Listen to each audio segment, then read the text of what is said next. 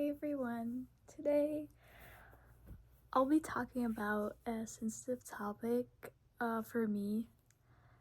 I'll be talking about grief, specifically for breakups, because I'm going through one right now and it doesn't feel good. So I wanted to share my journey with you guys and let you see how the healing process is. So we have 7 stages of grief. We have shock and denial. And for me, this one, I think I accepted it. I think I did. It was rough at first, and I did not think I handled it well, because I still had the promise ring that he gave me on, and I was talking to my friend, and then she was like, and I told her that I feel like a hoe because I'm making new friends, just friends, and she was like, why do you feel that way? And I was like, I don't know. And then she was like, no, you're not. Stop thinking that way and feeling that way. And I was like, okay. And then she took the ring. I don't know where the hell it is now, but it's not with me. So this is for the first part, so I think I'm over that now. And for the pain and guilt. Okay, so this is a long, sad story I'm not gonna get into, but it was hard. I remember I still do cry about it, and sometimes I still want to text him, and okay, I'm not gonna cry. But yeah, it does come, but I'm letting myself cry it out. That's what everyone should do. Cry it out. I'm not gonna ignore my feelings and just move on. I've been with this person for 3 years. And it's weird not having him around. So that's okay. And we need to understand that not everyone is gonna stay in our lives. It's just the way it is. So yeah, that's pretty much it. So yeah, I think I'm still in the pain. I'm not blaming myself really, because I was so drained. Like, I remember getting out of the relationship and I felt like this weight has been lifted off. Like I feel lighter. So yeah. And then we have anger. Anger, I think.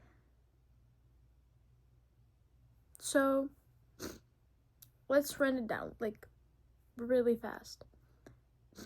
For me, the breaking point for me was when I found out that, like, I didn't find out, like, he told me, but I wasn't comfortable with that, and he didn't even change it.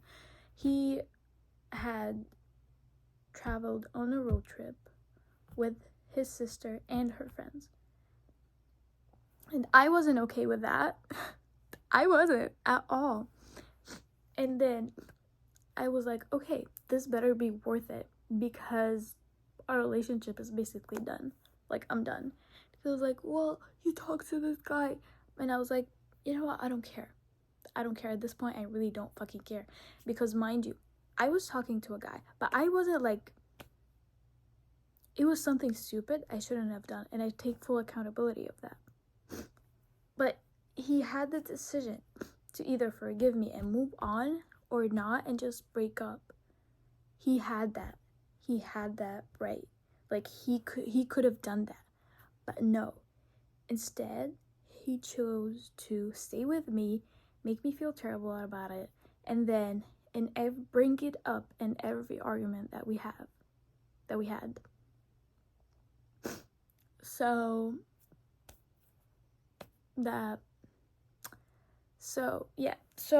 he tried to argue with us, and I was like, no, I'm done. And he was like, okay, we'll keep in touch, we'll get better for each other. And I wanted that because I really wanted him. At the end of the day, I really wanted him. Ooh. He's the first person that I loved. And it's okay. It's okay. I just don't think that he deserved it. And then after, he kept texting me, and I couldn't. I just couldn't. I was overwhelmed with emotions. Okay, wait. And I couldn't. And I was like,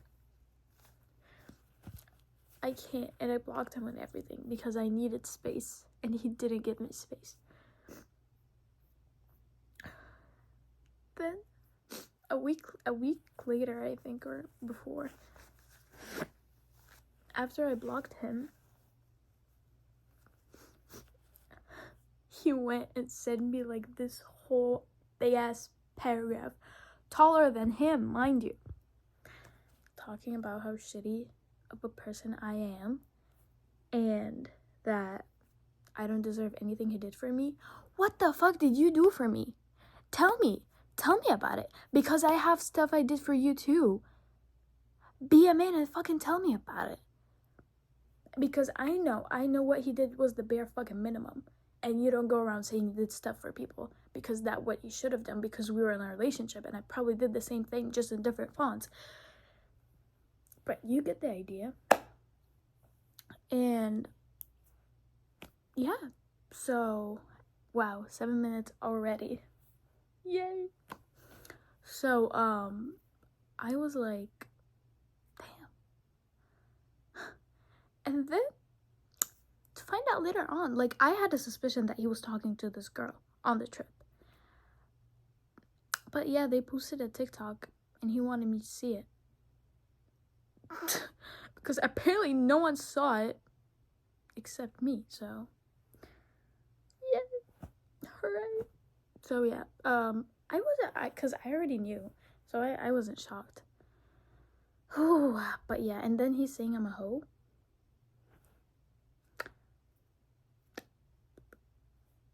And he's trying to say that he's a man.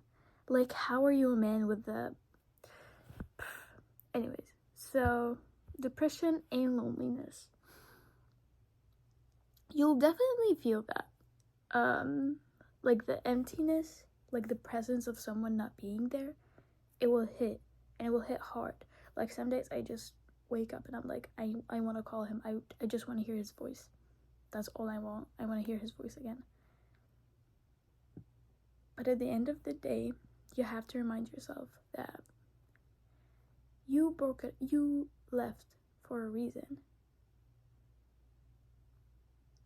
Maybe you don't fully understand the reason yet, but you knew that you had to leave. For me, it was like, I knew I had to leave. I had to choose myself. Because if I didn't, then I would be just as depressed as he is. He was dragging me down. And wow.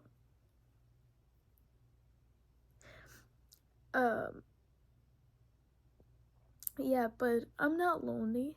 I'm lucky and blessed to have a great support system. So whenever I'm feeling bad, whenever I'm feeling down, whenever I'm crying, I call my friends. They make me feel a lot better. I'm really thankful for them. If it wasn't for them, I would have been a lot harder. And then the upward return. I think that's too early for me. I'm not that far. But I'm trying to enjoy life, that's for sure. But yeah, I'm not that far. And yeah. But I do accept it though. But yeah. So this is where I'm at. I'm at stage, what was it? I'm at 4. Okay. And then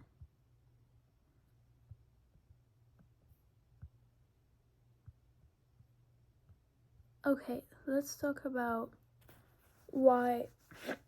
Okay, we'll do it in a separate video. So go watch part 2. Bye.